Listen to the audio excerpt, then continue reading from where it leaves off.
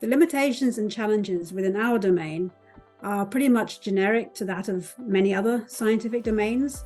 The data are too often not accompanied by sufficient metadata to allow you to contextualize the raw data. In the case of data products, they often lack the detailed analytical descriptions that allow one to verify the results and to know how to integrate those particular data with other data sources. The standardization of metagenomic data products is perhaps the biggest barrier to data reuse, as typically the results produced with different workflows are not easily or directly comparable. We're not aware of any metagenomic data interoperability services that currently exist, so I guess we're challenged by the need for them to exist. The main data types and formats that we work with metagenomics, the collections of DNA sequences are most often found in what is called FASTA format, which is effectively the DNA strings, DNA sequences with labels, with identifiers. Raw data comes in a similar format called FASTQ, which has additional quality control values included. Annotations for DNA sequences are typically found in files called GFF format, if it's on the whole genome scale. And for smaller, sort of less complex annotations, specialized formats generated by individuals in different public repositories are used.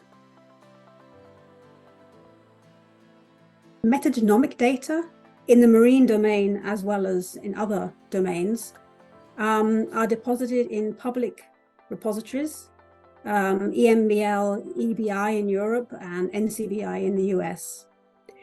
EMBL, EBI has a dedicated metagenomic repository and an analytical service as a workflow called Magnify, which uses the data in that repository.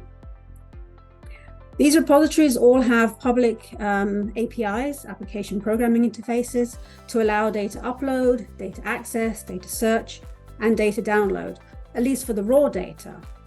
However, as with data publishing in many other scientific domains, the post-analytic data products, so those generated during the study, during the research, and those that are often used immediately to produce the science that is then published, these are often failed to be published, particularly following the FAIR principles.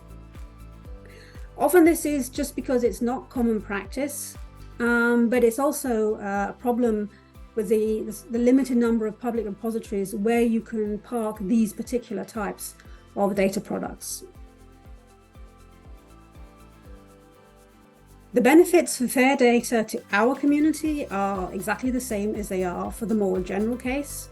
FAIR data provides for discovery, reproducibility, and transparency of scientific results, and data reuse for scientific and non-scientific audiences. Some of the challenges are about making publishing FAIR data a common practice, and moreover, a practice that is supported by the institutions that create the science, by providing the training and the resources that allow the scientists who produce the data and produce the science to then also make their data fair and publish them. A particular challenge for us is related to maintaining the link between the raw data, quality control data, data products, and metadata. In our pilot project, we're solving this by using something called research object crates, which are data packages which allow you to gather together, annotate, and link all the different data sets that belong to a particular data package. So we expect to lower the barrier to the findability, accessibility, interoperability, and reusability of our data, not just for our own scientists, but for other marine biologists, biodiversity specialists, omics specialists, and any other people that are interested in using these types of data. And for this, ease of use and flexibility are particularly important. Our aim within FAIREASE is to provide a set of maximally comparable metagenomic data products, which taken from the EMOBOM project, which is a time series sampling of the diverse European coastal marine habitats, and that to make these data and the results available for a wider community through the FAIREASE.